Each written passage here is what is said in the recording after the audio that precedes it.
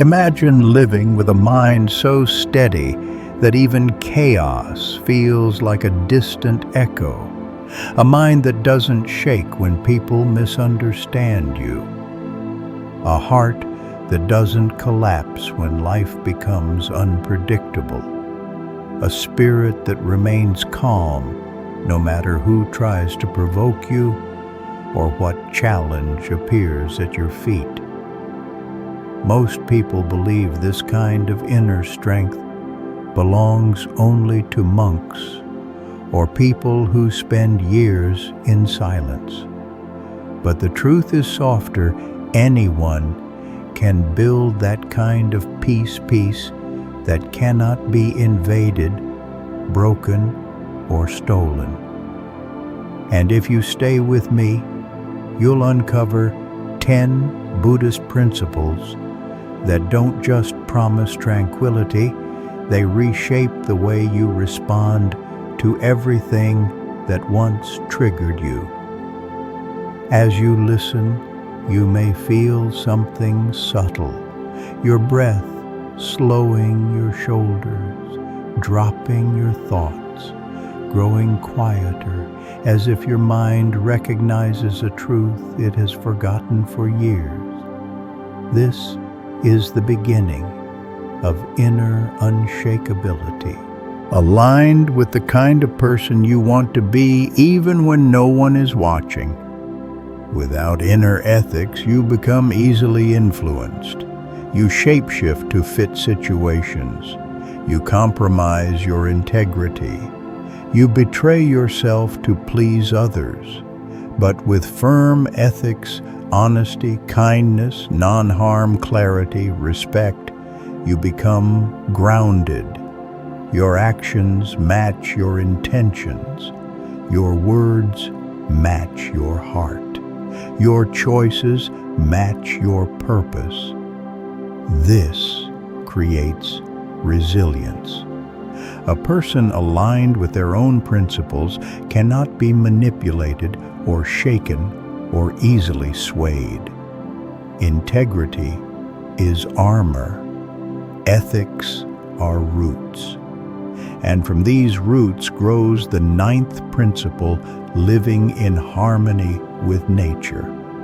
Not nature only in the physical sense, but the nature of life itself, the nature of change, the nature of impermanence, the nature of cycles and seasons.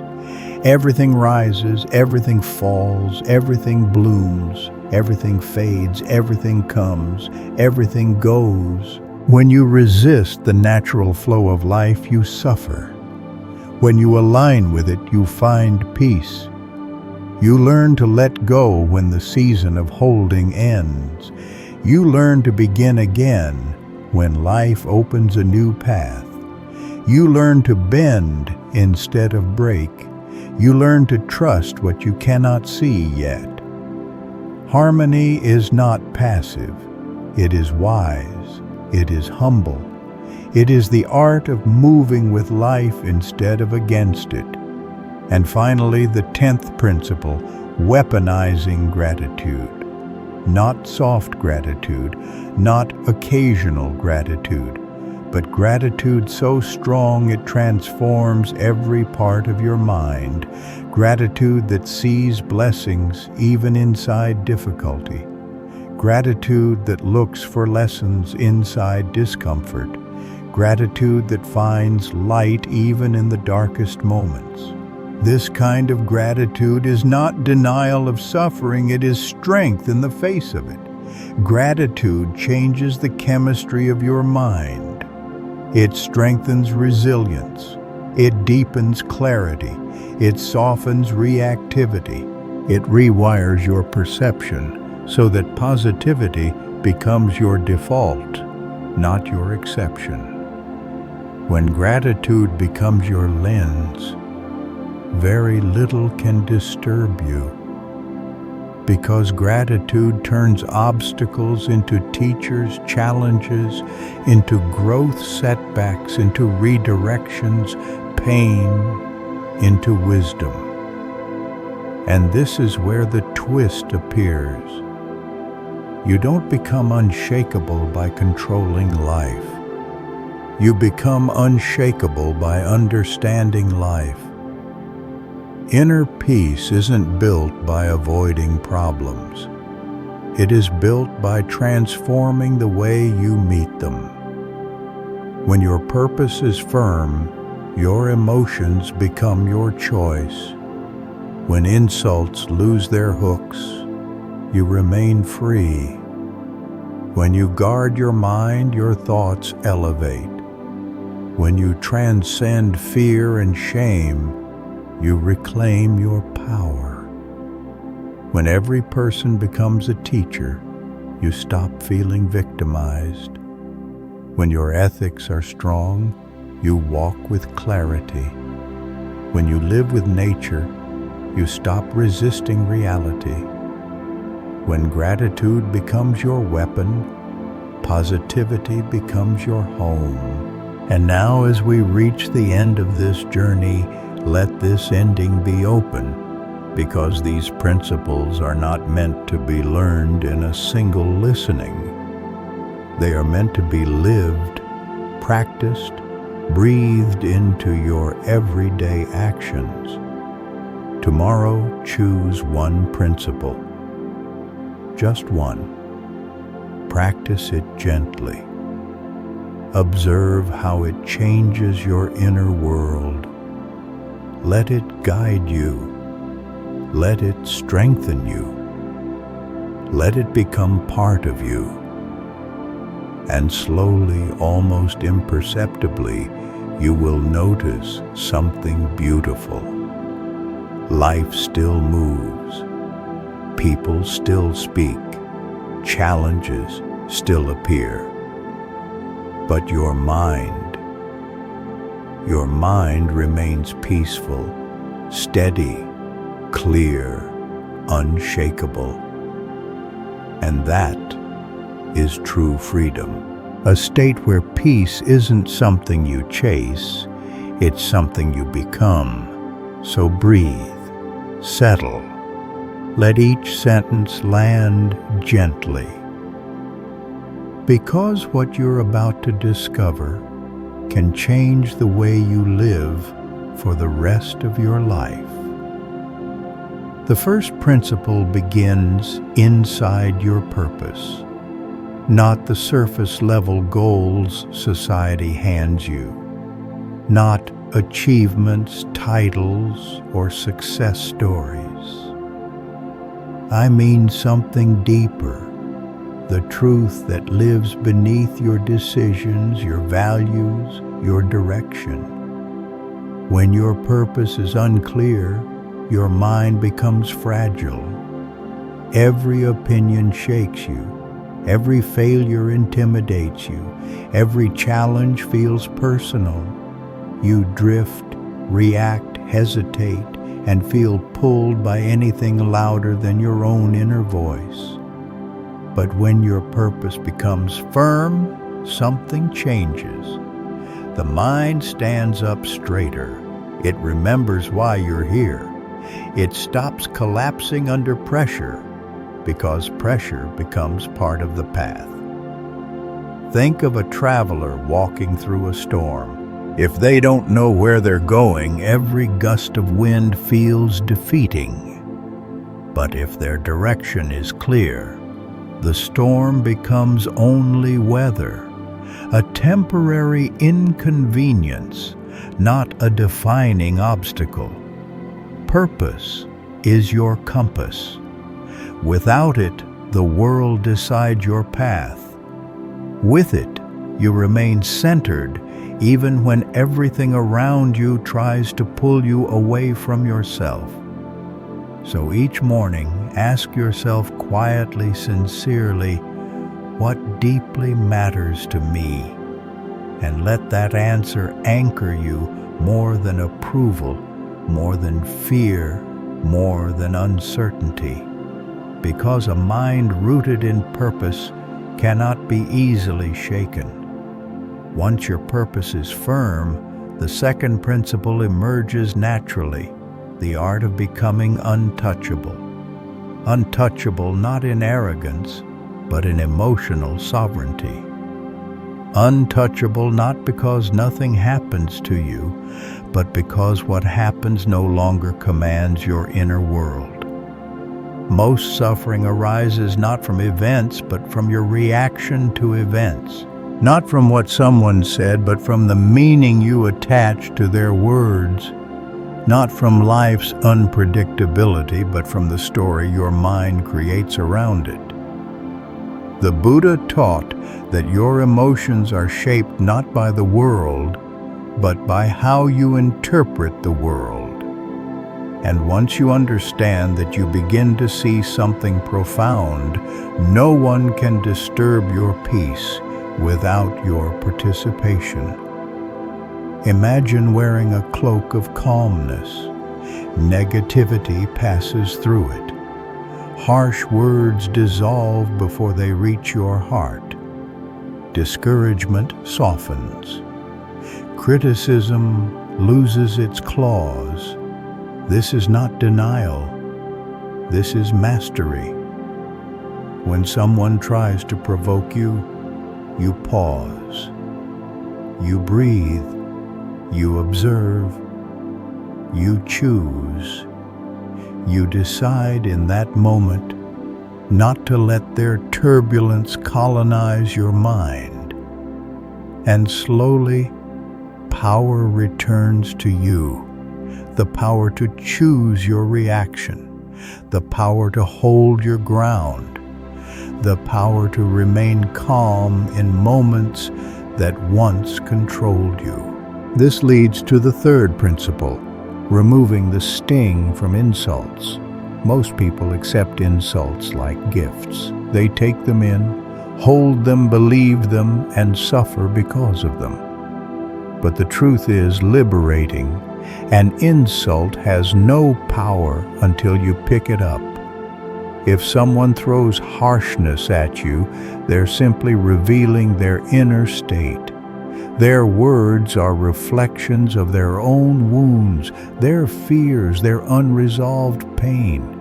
If you don't internalize the insult, it lands nowhere. It evaporates. The next time someone speaks harshly, try asking yourself, is this about me or is this about their suffering? Suddenly the energy shifts. You stop feeling attacked. You start seeing clearly. Your compassion grows, and you protect your peace by realizing the insult was never truly yours. This is emotional freedom. And it grows deeper with the fourth principle, remaining steady when others speak badly about you. There will always be moments when someone misunderstands your intentions, misrepresents your actions, or judges you without knowing your heart. Their words may travel, but they don't define you. Character speaks louder than rumors. Actions speak louder than assumptions. Integrity speaks louder than gossip. When you understand this, you stop chasing explanations. You stop defending yourself excessively. You stop trying to control narratives you never truly controlled anyway. Instead, you live truthfully. You act with sincerity. You let time reveal what words have distorted. And slowly you realize the people meant for you will see you accurately, and the ones who don't were never part of your path. Now breathe. Feel how these principles create space inside you. Space for clarity, space for calm, space for strength. This takes us to the fifth principle, guarding the mind. Your mind is a garden. Thoughts are seeds. Some grow into flowers. Others grow into thorns. Whatever you water will grow. If you constantly replay fear, fear expands. If you nurture resentment, resentment becomes your home. If you cling to doubt, doubt becomes your worldview. But if you choose thoughts that uplift you, support you, challenge you to rise, the entire landscape of your mind changes. Guarding the mind doesn't mean suppressing thoughts. It means noticing them and choosing where to place your attention. Awareness is the gatekeeper.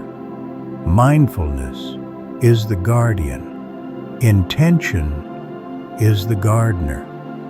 When negative thoughts appear, and they will observe them gently, recognize they are temporary visitors, not permanent truths.